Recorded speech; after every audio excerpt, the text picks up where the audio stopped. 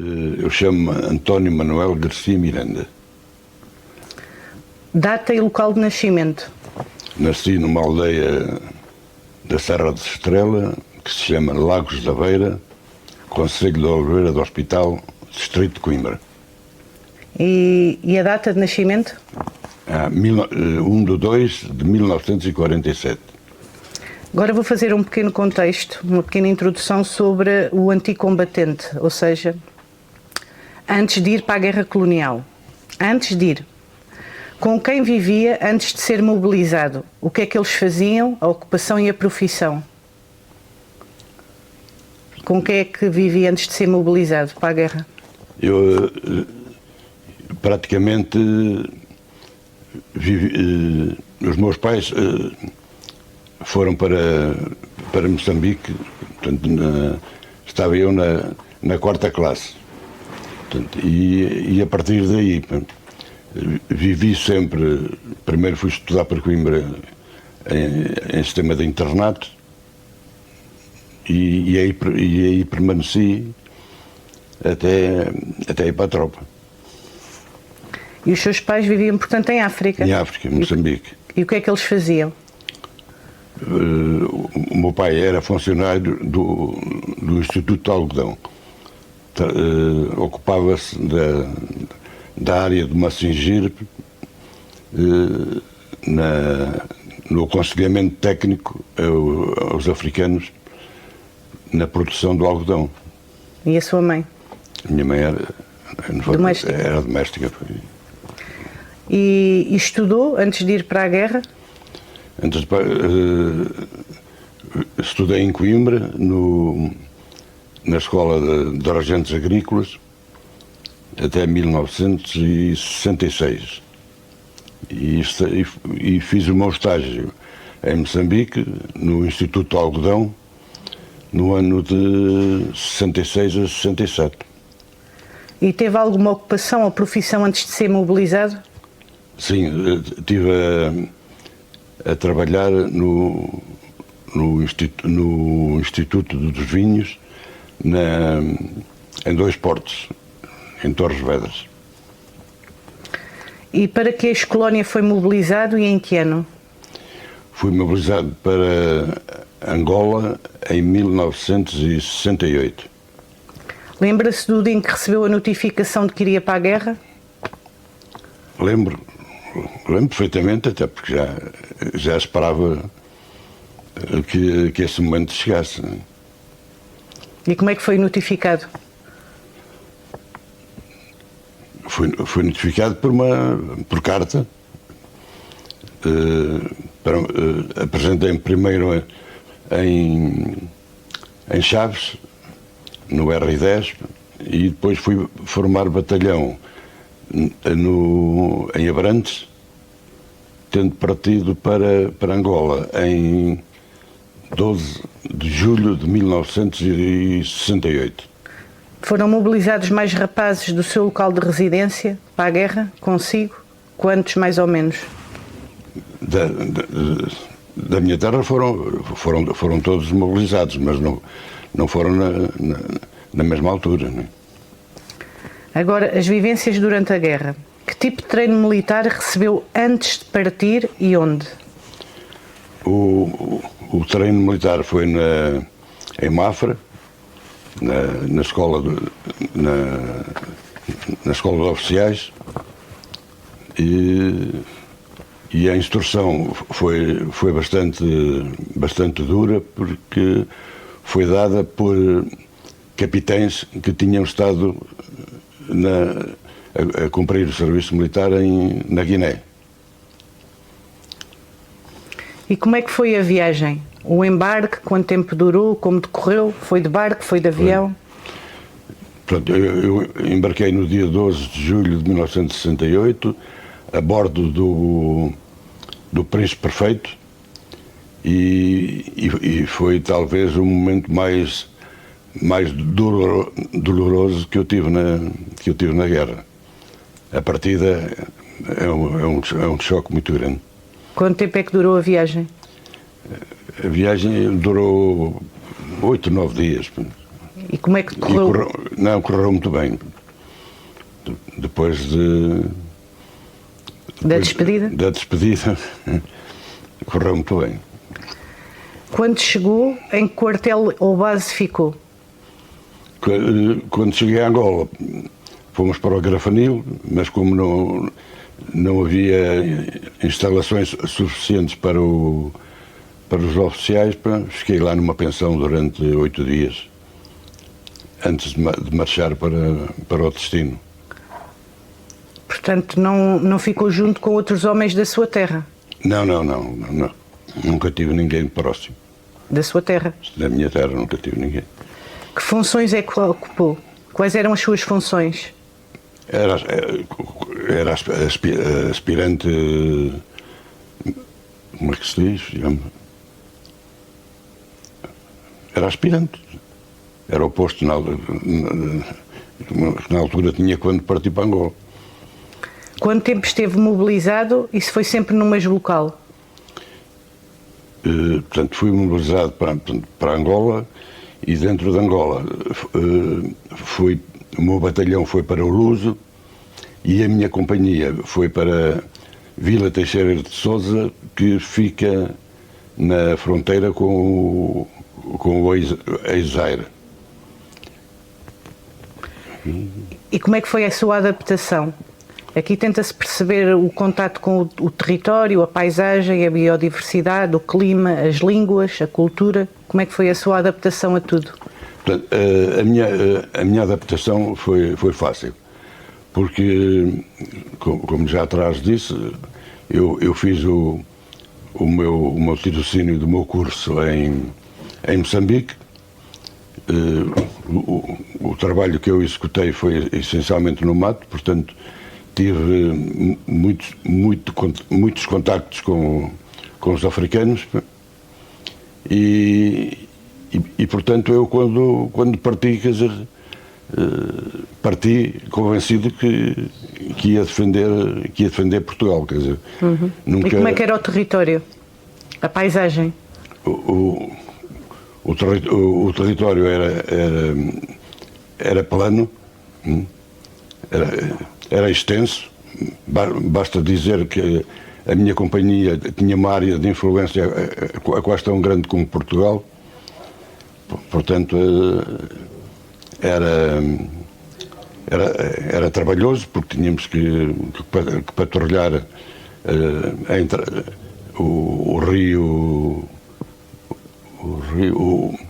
Luau, que dividia Angola do Zaire, e era por aí que, na altura, os turras entravam no nosso país. E o clima? O clima também já estava habituado, de maneira que, como foi... Era quente, frio? Não, o clima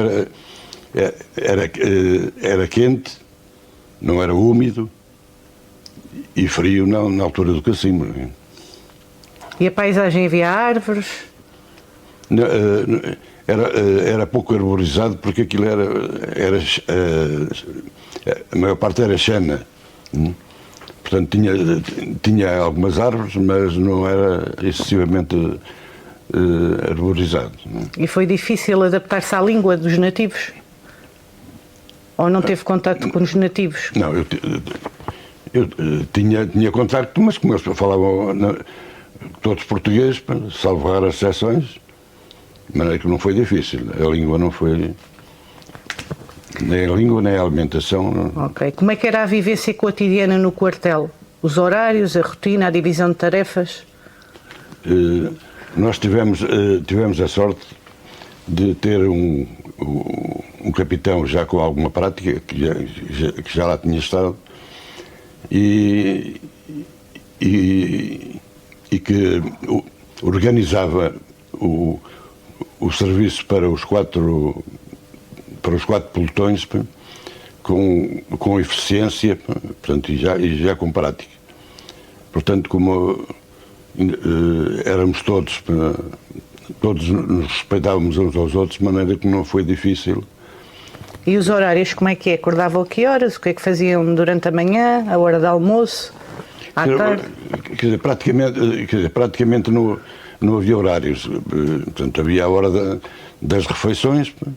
E para acordar? Não havia horários para acordar e para deitar? Não.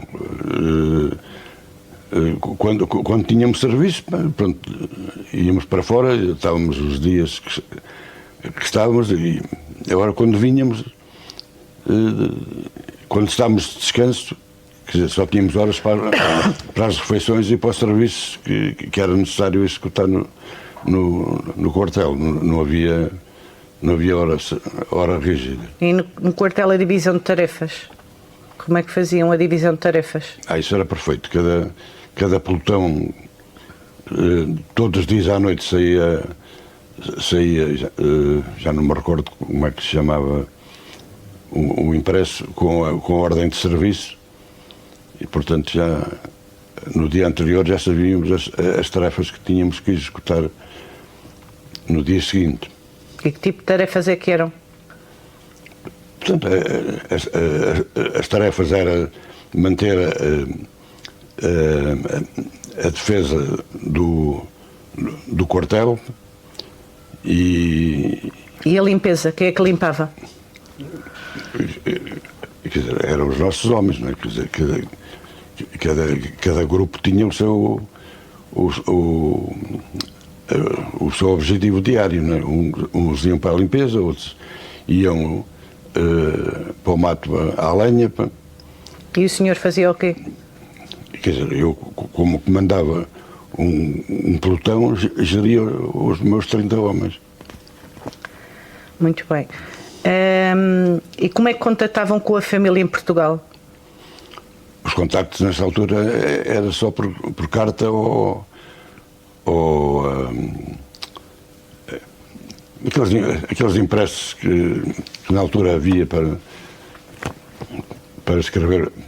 escrevermos para a metrópole na altura. E deixou namorado ou esposa em Portugal? E se correspondiam? Não deixei namorada. Não. Teve alguma madrinha de guerra? Não, tive a madrinha.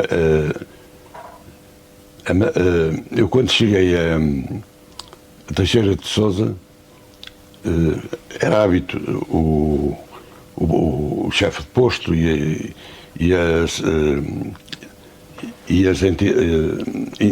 as entidades lá, que estavam lá sitiadas, como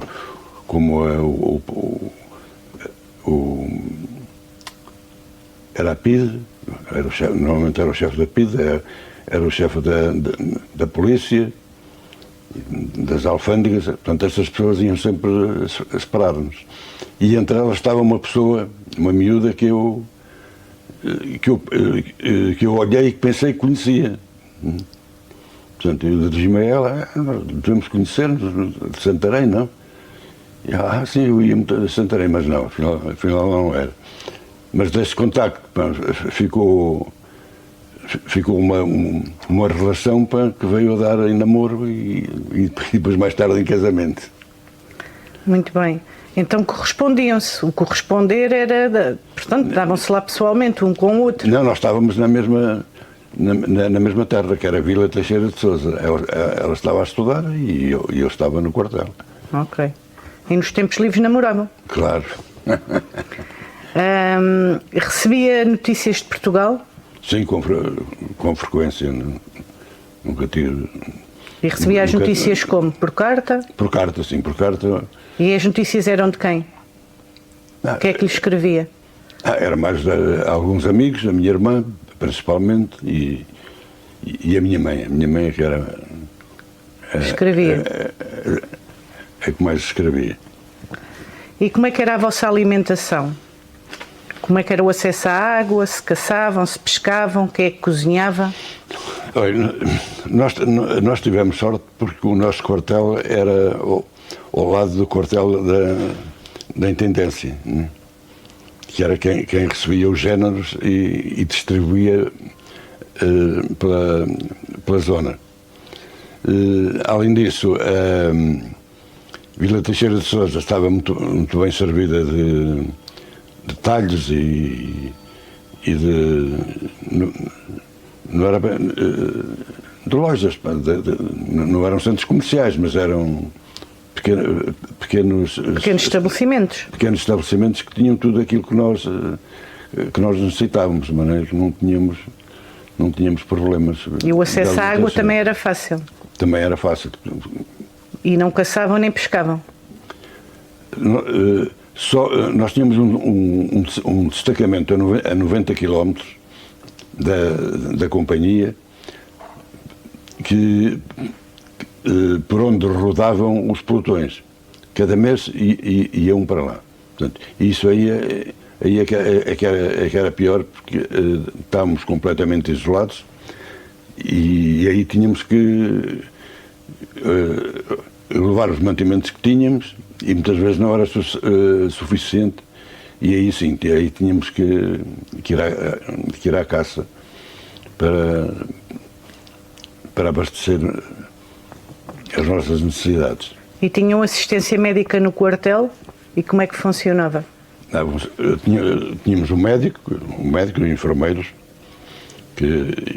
e além disso, na própria vila tínhamos o hospital que também nos escorria. Pois, onde nós íamos em caso de necessidade. E quando iam para o mato, ia sempre médico e enfermeiro? Não, só eu enfermeiro. Para onde? Para o mato? Para o mato, pois, só eu enfermeiro. Em que ano é que foi ferido? Foi ferido em abril de 1969. 13 de abril de 1969. E como é que foi o seu acidente? Foi ferido? Como é que foi socorrido? Como é que foi o seu acidente? O meu acidente foi, como eu costumo dizer, foi obra do destino. Porque eu estava no quartel, tinha vindo de uma operação e, portanto, o meu pelotão estava em descanso. Aconteceu que o pelotão que saiu teve um contacto com os torres e um deles apanhou uma mina, foi ferido. E então o capitão achou por bem que o único pelotão que estava disponível era o meu, né? Que o meu grupo fosse socorrê-lo e dar apoio a esse mesmo grupo. E, portanto, como eu fui apanhado de surpresa, portanto, eu quando ia para o mato tinha umas botas especiais. Mas como estava no quartel, andava com aquelas botas verdes que são mais leves. E, portanto, nem tive tempo de pensar, conforme estava, para fazer as cartucheiras, armei-me e saímos. E quando chegámos ao local onde já estava outro soldado amputado, portanto, ficámos. Foi a primeira vez que tínhamos tido contacto com o ferido, não ficámos muito à vontade. Mas como o meu grupo trabalhava uma secção da PID, que são os flechas, que era uma tropa muito boa, ele virou-se para mim, viu-me talvez um pouco sem saber fazer o quê, e ele disse: "Uma oferta, não tenha problema, eu vou à frente e vamos seguir os torres." E assim foi. Metemos na mata, eles eram 17 e eu ia logo a seguir a eles. Portanto, passámos todos pelo mesmo sítio, mas calhou-me a mim para pisar a mina. Portanto, e ao pisar a mina, tive o azar da ilhó da bota me vir atingir a vista e cortar-me o nervo óptico. Eu há pouco referi o problema das botas, porque as botas que eu usava não tinham ilhosas, né? Mas ali, como fui apanhado desprevenido, levei aquelas E como é que foi a sensação quando pisou a mina? O que é que se lembra? Portanto, na altura, fiquei tão...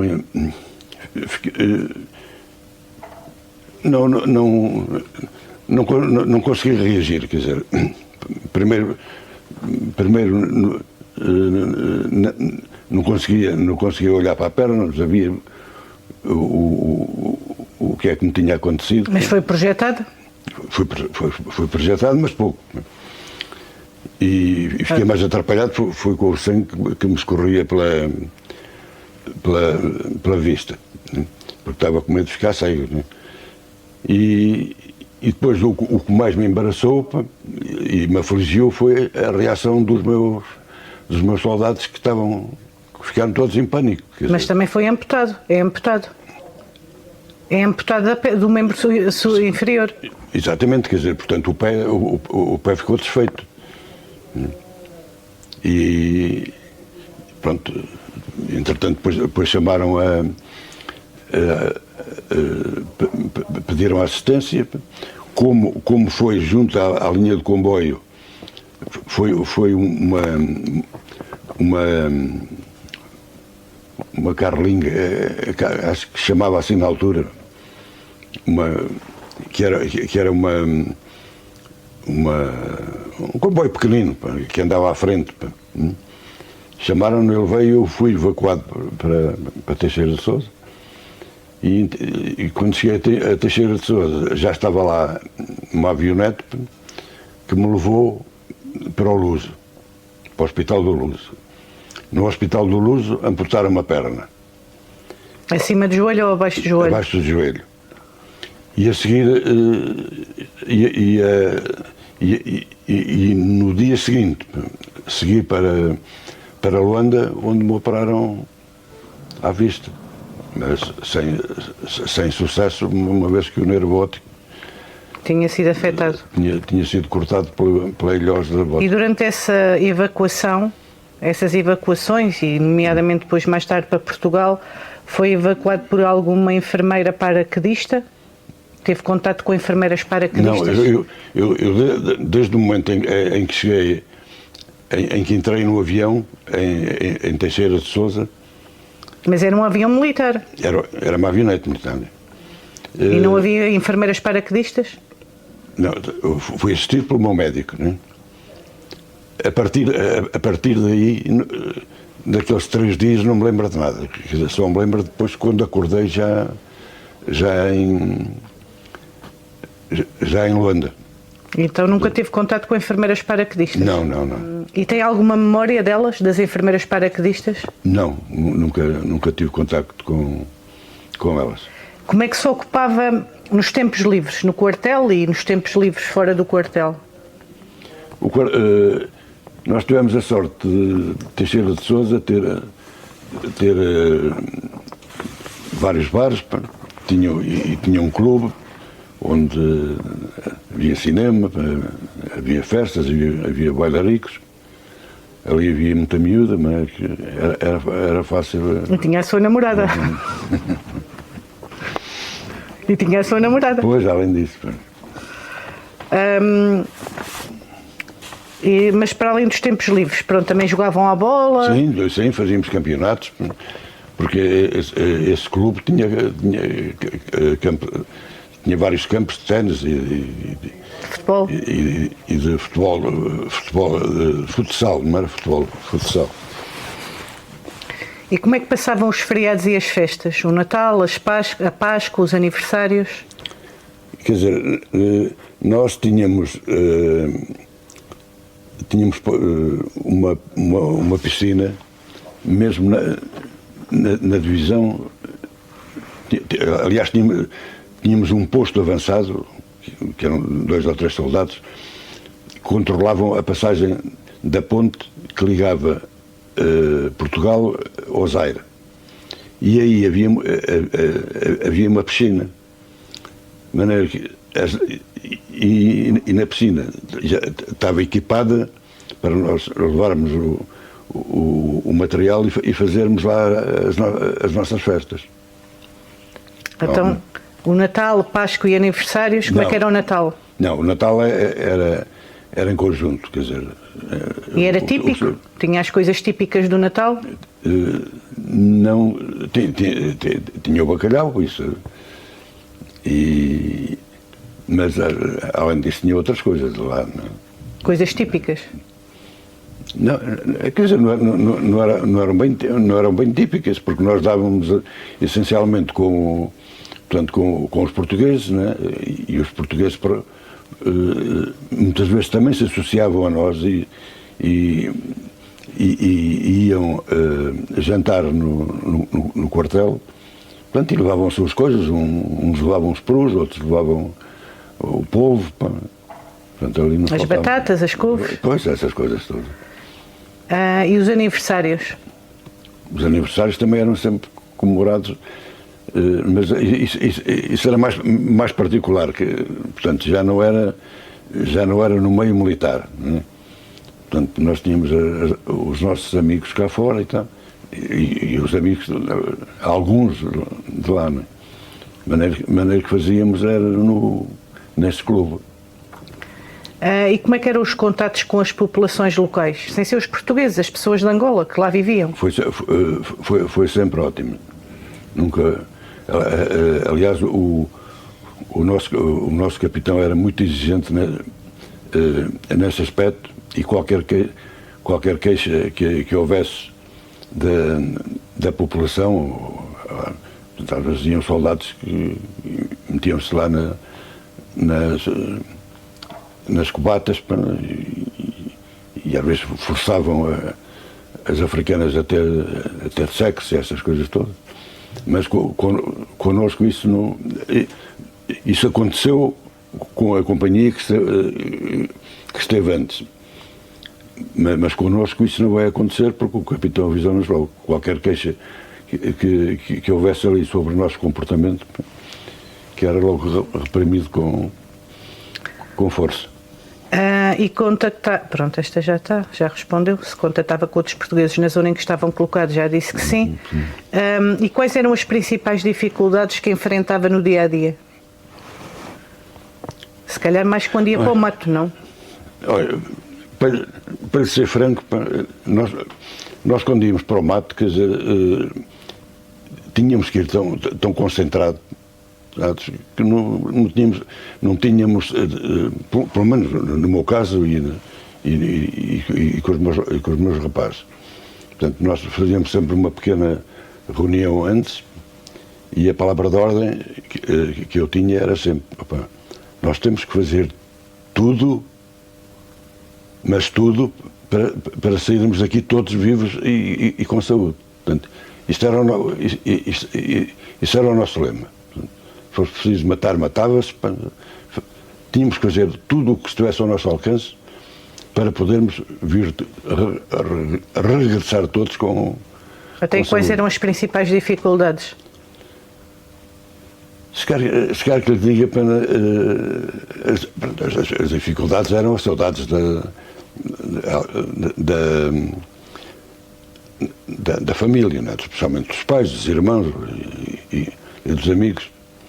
Mas nós procurávamos tanto ocupar esses tempos com jogos, com os bailaricos, com as raparigas e com os comes e bebes, que ao fim e ao cabo, quer dizer, não havia grandes dificuldades.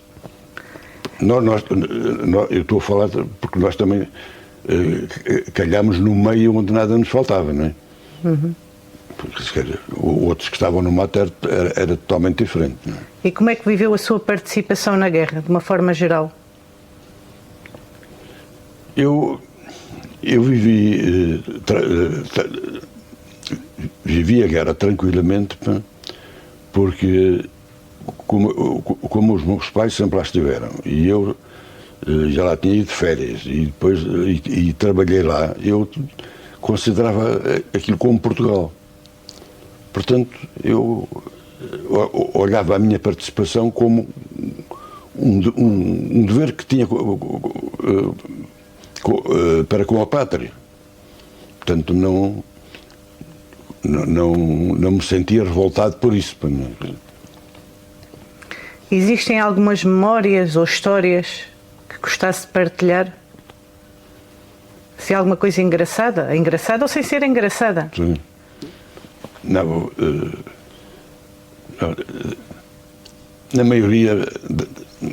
a maioria das coisas que nos aconteceram foram boas.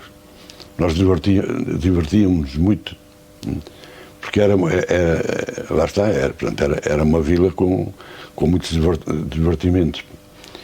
E tinha muitas raparigas. Vila Teixeira de Sousa era conhecido como deixa-me ver se me lembro o nome, a cidade da arte indígena, porque tinha muitas mulatas, pronto, e eram muito bonitas, e elas faziam muitas festas para mim. Portanto, e nós, principalmente os oficiais, éramos sempre convidados. Então, e assim, histórias no mato? Histórias... Não teve contato com mortos? Assim, histórias mais trágicas? Os dois momentos mais marcantes para mim foi no primeiro dia estava eu mais o capitão por volta da meia-noite na secretaria, portanto a tomarmos os primeiros contactos, quando nos bate à porta o chefe da PIDE a dizer que tinha entrado um grupo inimigo e que era bom para nós podermos ajudar. O capitão olhou para mim, eu olhei para ele e já está tudo a dormir. Era o meu pelotão que estava de guarda. Diz-me logo, Mirandão, isto é melhor. E o capitão questionou o chefe da PIDE, mas nós ainda nem conhecemos a zona, ainda nem estudámos, como é que vamos fazer? E ele disse, vai um grupo dos flechas convosco, portanto, conhece bem a zona, vocês seguem-nos e ajudam-se mutuamente. E assim foi. E diz-me o capitão, quem é que vai? E eu, naquela altura, vou eu, pronto. E fui eu àquela hora da noite, aí sim, cheio de medo, eu e os outros, porque foi o primeiro contacto, e logo da noite não era fácil. E lá fomos noite dentro, às tantas detectámos o inimigo ao longe, acampámos, montámos ali uma emboscada, mas eles também nos devem ter pressentido. E quando retiraram pela madrugada, retiraram para o outro lado. Portanto, quando nós demos conta disso, já foi tarde. Mas mesmo assim ainda fomos no alcance deles e ainda fomos apanhá-los a atravessar o rio para o lado do Zaire, que não era fácil. Pronto, e ali descarregámos por onde pudemos. E ainda conseguimos apanhar meia dúzia de população nossa que eles queriam levar para o Zaire. Essa foi a primeira. Portanto, e a segunda foi o meu acidente, porque nada estava previsto que eu estivesse em ação nesse dia, uma vez que era o meu dia de descanso. E agora o regresso e o pós-guerra. Quando é que voltou a Portugal? Portanto, eu voltei a Portugal em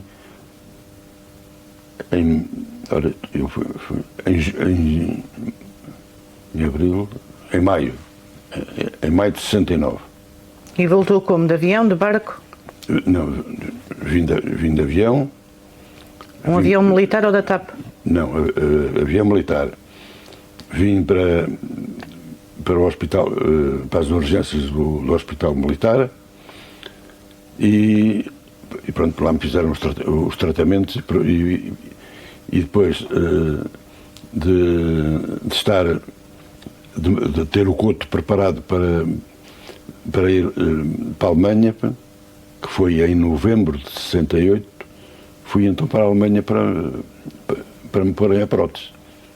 E esteve lá quanto tempo na Alemanha? Na Alemanha cheguei em novembro de 69 e vim em abril de 1970. Estive lá 6 meses, fui 2 vezes operado, porque aqui tinha-me operado mal, por isso é que estive lá mais tempo. E veio com prótese? Já vim de lá recuperado com a prótese. E quando regressou depois, conseguiu encontrar emprego? Quando vim, como para poder alcançar o posto seguinte, ainda me faltavam 6 meses. De maneira que tive que aguentar 6 meses no hospital, embora nesses 6 meses ainda fui a Angola visitar a minha companhia. Fui também a Moçambique, onde estavam os meus pais, sempre nos aviões militares. Como eles tinham lugares, eles avisavam-me e eu ia e vinha. E acabei por ir à Junta Militar em fevereiro de 1973. Portanto, fui à Junta. Portanto, como tinha namorada lá em Angola, voltei para Luanda e casei. Portanto, e o padrinho dela de casamento era um senhor que estava ligado à CUF. Portanto, e ele chegou só para mim e disse: olha, eu tenho aqui 2 prendas. Uma é meter-te no Banco Tota. E a outra, acho que nem cheguei a saber, porque mal ele disse isso, eu aceitei logo. De maneira que quase nem tive tempo de gozar. Mas trabalhou no Banco Tota lá, em Angola? Em Angola. Ok. E lá fiquei até ao 25 de Abril. E que marcas é que a guerra deixou em si e na sua família? Bem, quer dizer, para mim, a maior marca foi... Eu era desportista federado, portanto jogava handball, e jogava futebol também, mas a nível federado era handball. E portanto, esse foi o maior impacto que tive, foi esse. Quando olhei e não vi a perna, pensei logo: olha, já não jogas mais. Agora, na família, eu, como tive tão pouco tempo com ela, nem percebi bem, mas com certeza que devem ter sentido, mas nunca me demonstraram. Nem a sua mãe, quando o viu assim? Quando me viu: filho, afinal, estás a andar? E eu: pois, estou a andar, mas mais devagar. Mas andas na mesma, filho? Pois ando. Como é que considera a experiência vivida na guerra colonial? Eu acho que foi uma época difícil, mas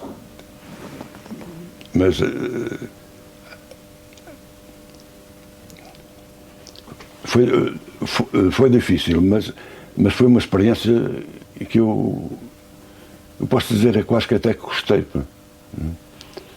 porque estava não me revoltei, não senti traumas por isso. Nunca deixei de fazer a minha vida de muletas ou com a prótese, pá, fiz sempre a minha vida mais ou menos normal, pá. Portanto, tive passagens, pá, portanto, maravilhosas, quer dizer, sempre em conjunto com a rapaziada, pá. Eu até achava graça, pá, porque havia lá algumas enfermeiras no hospital que nos diziam, quando estavam zangadas connosco, nós pagámos partidas, e assim, as pessoas alferes ainda vão ter muitas saudades desta vidinha que passam aqui. E de facto não se enganava, não? Aliás, foi a nossa recuperação. Nós tínhamos ali um grupo de meia dúzia de indivíduos, andávamos sempre juntos, e fizemos muitas asneiras e muitas porcarias e tal. Mas foi a nossa melhor reabilitação, porque aqueles que tinham já tinham a namorada cá ou já estavam casados e não viveram a vida que nós vivemos durante o tempo que estivemos no hospital, que ainda foram quase 3 anos, eles têm uma reação pior do que nós. Eles ainda hoje não conseguem lidar com a sua deficiência. Portanto, ao passo que nós, quer dizer, só sentimos quando temos problemas. E que recomendações é que deixaria aos mais jovens com base naquilo que viveu hoje em dia? Aos mais jovens e aos militares, neste momento, que estão no ativo e que às vezes vão para missões. Pois, isto nestas coisas, quer dizer, a guerra nunca é aconselhável, é sempre mau. Portanto, devemos sempre evitá-la. Mas não somos nós que fazemos isso, quer dizer, os governos dos países é que fazem ou não a guerra, não é? E nós, como portugueses, temos por obrigação de cumprir com aquilo que nos mandam, não é? Se um país entra, as guerras nunca são justas, não é? São sempre injustas. Mas se o país entra na guerra, nós temos que auxiliar, quer dizer, não vamos fugir, como muitos fizeram. Não é? Eu, pelo menos, penso assim. Não é? Como é que gostaria de ser recordado? Como um indivíduo honesto, e sempre cumpridor dos seus deveres, e sempre preocupado principalmente com as pessoas que me rodeiam. Não é?